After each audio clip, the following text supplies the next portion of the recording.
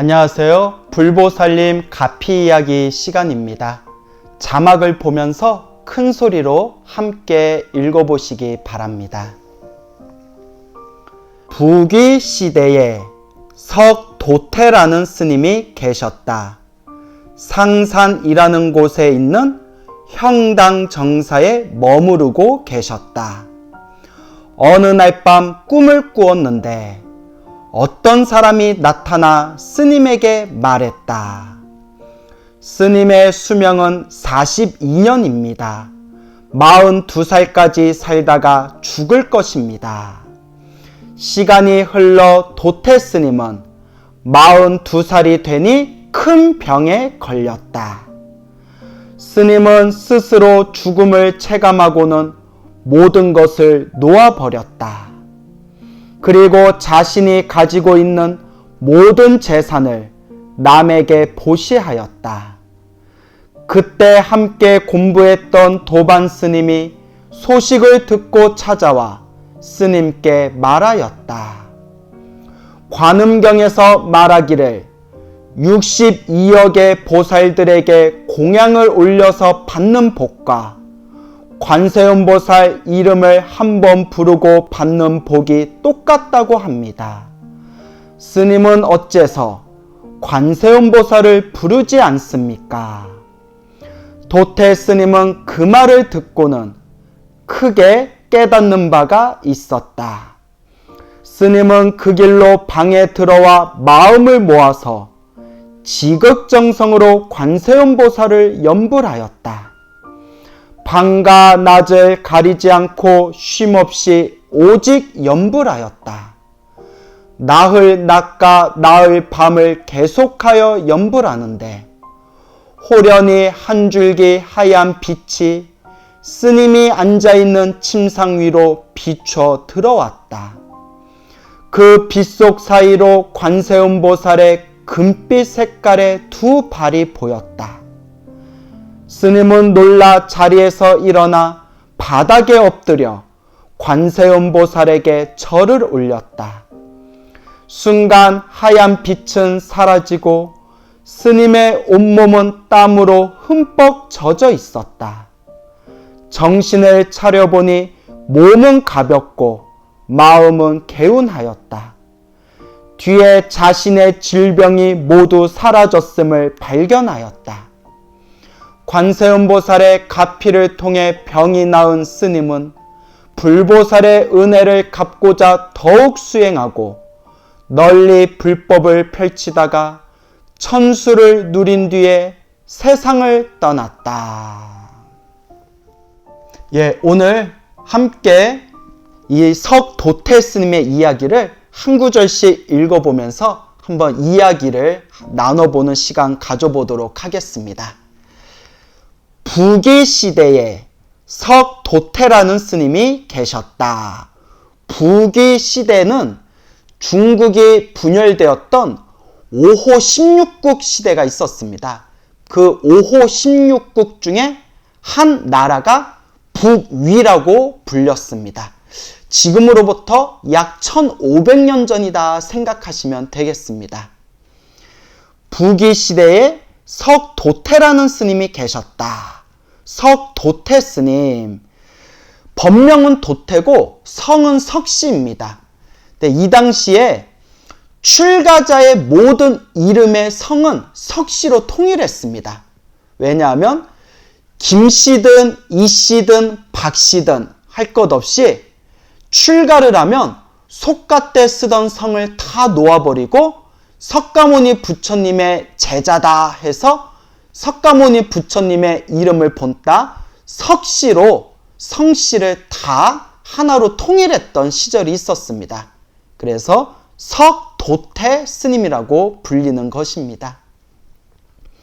상산이라는 곳에 있는 형당 정사에 머무르고 계셨다. 어느 날 밤 꿈을 꾸었는데 어떤 사람이 나타나 스님에게 말했다. 스님의 수명은 42년입니다.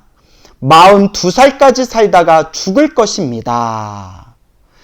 이것도 전생에 지어놓은 복이 많고 이번 생에 그래도 수행을 열심히 했으니까 꿈에서 누가 나타나서 스님의 수명은 42살까지입니다 라고 알려주는 거지. 뭐 우리같이 평범한 사람들 꿈속에서는 당신 수명은 몇 살까지입니다 뭐 그런 경우가 별로 없죠. 여하튼 우리 이 도태 스님께서는 전생에 어떤 성근이 있으셨는지 혹은 이번 생에 수행을 열심히 하셨는지 여하튼 꿈속에서 누가 나타나 스님의 수명이 42살까지입니다 라고 알려주는 그런 내용이 되겠습니다. 시간이 흘러 도태 스님은 42살이 되니 큰 병에 걸렸다. 사실 우리가 너무 꿈에 집착하면 안 됩니다. 제가 절에 있으면서 여러 사람들을 만나보지 않습니까? 근데 너무 꿈에 집착하는 사람들 치고 마음이 온전한 사람이 별로 없습니다. 그래서 우리가 흔히 신기가 있다고 표현하죠. 그러니까 진정한 수행자들은 이런 어떤 꿈 같은 걸 꿨을 때 그런 꿈들을 그냥 놓아버리고 흘려버릴 줄 알아야지 너무 꿈에 집착하면 안 됩니다. 그러니까 꿈속에서 당신 수명이 40살까지입니다, 40살까지입니다 라는 꿈을 꿨다 하더라도 그냥 놓아버려야지 그것에 대해서 막 전전긍긍하거나 너무 집착하면 올바른 생활을 하기가 어렵습니다. 그러니까 너무 우리가 꿈속에 집착할 필요는 없는데, 그런데 도태 스님은 하필이면 꿈속에서 누가 예언한 것처럼 딱 42살이 되었을 때 원인을 알 수 없었던 큰 병에 걸리게 된 겁니다. 그러니까 꿈속에서 자기가 들었던 예언이 맞아떨어지게 된 거죠. 스님은 스스로 죽음을 체감하고는 모든 것을 놓아버렸다. 그리고 자신이 가지고 있는 모든 재산을 남에게 보시하였다. 스님께서 원인을 알 수 없는 큰 병에 걸리게 되니까 꿈속에서 예언을 들은 것처럼 여기까지가 내 수명이 다 했나 보구나. 그러니 내가 더 노력해서 무엇하겠냐라는 아마 자포자기의 마음이 생겼었나 봅니다. 그러니까 자기가 가지고 있는 재산을 주변에다 이제 널리 보시를 하는 겁니다. 이거는 굉장히 좋은 방법입니다. 왜냐하면 우리가 죽기 전에 내가 가지고 있는 것들을 여러 사람들에게 보시하는 것은 그것 자체가 다음 생을 위한 훌륭한 성근공덕이 될 수 있기 때문이죠. 그래도 도태 스님이 불교 공부를 평소에 많이 해오셨기 때문에 마지막 죽음을 직감하고 있을 때 자신이 가지고 있는 재산을 여러 사람들에게 아낌없이 보시한 것이다. 그런 생각이 듭니다. 그때 함께 공부했던 도반 스님이 소식을 듣고 찾아와 스님께 말하였다. 자, 여기서 굉장히 중요한 내용입니다. 관음경에서 말하기를, 관음경은 법화경에 있는 관세음보살 보문품을 뜻합니다. 그래서 우리가 관세음보살 보문품을 따로 떼어내가지고 한 권으로 만든 것이 우리가 관음경이라고 따로 부르게 되는 거죠. 관음경에서 말하기를 62억의 보살들에게 공양을 올려서 받는 복과 관세음보살 이름을 한 번 부르고 받는 복이 똑같다고 합니다. 야, 이건 엄청난 이야기죠. 62억이면 어마어마하게 많은 숫자지 않습니까? 62억의 수많은 보살님들에게 공양을 올리는 복과 관세음보살 한 분을 이름을 부르는 그 복이 똑같다라고 이야기하고 있는 겁니다. 그만큼 관세음보살님을 연불하는 공덕이 참으로 무궁무진하다. 관세음보살님을 연불하는 공덕이 굉장히 훌륭하고 뛰어난 복과 성근이다. 그것을 강조하고 있는 내용입니다. 근데 이 부분에 대해서 우리 불자님들이 고민할 필요가 있습니다. 지장경을 보면 모든 보살님들 중에서 지장보살이 최고다라는 식으로 설명을 하고 있습니다. 관세음보살 보문품을 보면 관세음보살 연불하는 것이 최고다라는 식으로 이야기하고 있습니다. 어떤 경전을 볼 때마다 각각의 보살님들이 출연하는데 그 경전마다 이 보살님이 최고다, 저 보살님이 최고다, 이 보살님을 부르는 게 최고다, 저 보살님을 부르는 게 최고다. 경전마다 내용이 조금씩 다릅니다. 왜 그런 걸까요? 이것도 다 방편법입니다. 중생들 눈높이에 맞춰서 지장경에서는 지장보살이 주인공이니까 지장보살을 치켜 세워주는 겁니다. 관세음보살 보문품은 관세음보살님이 주인공이니까 관세음보살님을 치켜 세워주는 겁니다. 문수경전을 보면 문수보살이 주인공이시니까 문수보살님을 치켜 세워주는 겁니다. 또 보현보살과 관련된 경전을 보면 보현보살님이 주인공이니까 보현보살님이 최고의 보살님이라고 치켜 세워주는 겁니다. 결론은 모든 불보살님의 에너지는 하나로 통합니다. 어느 보살님이 더 낫다, 어느 보살님이 더 훌륭하시다, 어느 보살님을 부르는 것이 더 뛰어난 공덕이다. 이러한 모든 이야기는 중생들을 길로 인도해주기 위한 하나의 방편설법입니다. 꼭 명심하십시오. 어느 보살님이 더 뛰어난 게 아니라 모든 불보살님의 에너지는 결국 하나로 통한다는 것을 꼭 명심하셔야 됩니다. 스님은 어째서 관세음보살을 부르지 않습니까? 그러니까 이 도반 스님이 도태 스님을 찾아와서 도태 스님이 이제 자기가 죽을 때가 얼마 남지 않았다는 걸 직감하고 사람들에게 널리 자기가 가지고 있던 재물들을 보시하니까 공양을 올리니까 요 도반 스님이 62억의 보살들에게 공양을 올리는 공덕이나 관세음보살을 한 번 부르는 공덕이나 결국은 똑같다고 했는데 그렇게 사람들에게 재물을 보시하는 것보다 왜 차라리 관세음보살님을 부르지 않습니까? 라고 일깨워주는 내용입니다. 도태 스님은 그 말을 듣고는 크게 깨닫는 바가 있었다.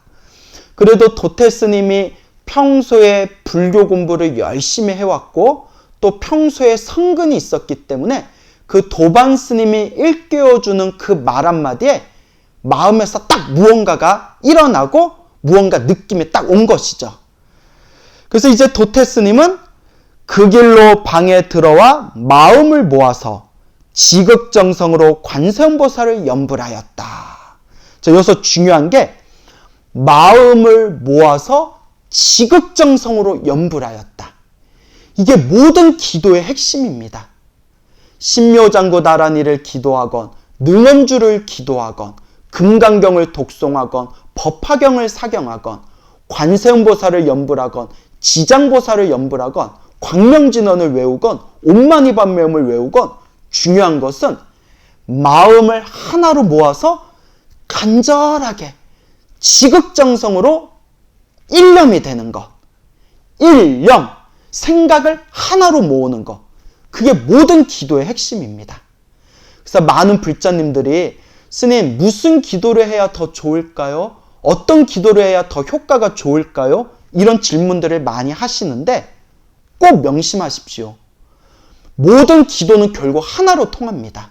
그리고 모든 기도의 핵심은 일념입니다. 생각을 하나로 모으는 것. 일심입니다. 마음이 하나가 되는 것. 모든 기도가 일념이 되고 일심이 되었을 때 그 속에서 불가사의한 가피가 생기게 되는 겁니다. 그러니까 무슨 기도를 해야 더 효과가 좋을까? 누구를 불러야 더 큰 공덕을 얻을까? 이렇게 따지거나 분석하지 마시고 어떤 기도를 하든 꾸준히 간절히 지극정성으로 기도하시기 바랍니다. 핵심은 일념, 일심. 바로 이것이 핵심입니다. 밤과 낮을 가리지 않고 쉼없이 오직 염불하였다. 낮과 밤을 가리지 않고 부지런히 꾸준히 간절히 정성스럽게 염불을 한 것입니다. 나흘 낮과 나흘 밤을 계속하여 4일 밤낮을 계속하여 염불하는데 호련히 한 줄기 하얀 빛이 스님이 앉아있는 침상 위로 비춰 들어왔다. 이른바 불보살님의 가피광명이죠. 불보살님의 가피광명이 호련히 이 염불하고 있는 도태스님의 방안을 환하게 비추게 되었다. 그 빛속 사이로 관세음보살의 금빛 색깔의 두 발이 보였다. 염불을 하면서 일심이 되고 일념이 되면서 내 번뇌망상이 착 가라앉으니까 호련히 관세음보살님의 그 황금빛 모습을 보게 되었다는 겁니다. 그래서 도태스님은 황금빛이 나는 관세음보살님의 두 발을 보게 되었다. 여기서 중요한 게 우리 불보살님은 항상 중생들 눈앞에 계시답니다. 우리 불자가 염불하고 기도하고 수행하고 정진하면 반드시 우리 눈앞에 불보살님이 나타나신답니다. 우리 눈앞에 분명히 나타나시는데 우리가 보지 못하는 이유는 우리 중생들의 번뇌와 업장, 망상이 너무나 두껍기 때문에 나타나셔도 못 보는 거라고 합니다. 하지만 우리의 수행이 깊어지면서 마음의 망상이 가라앉고 우리의 의식이 맑아질 때 호련히 불보살님의 그 낮투시는 그 모습을 실제로 보게 되는 경우가 있습니다.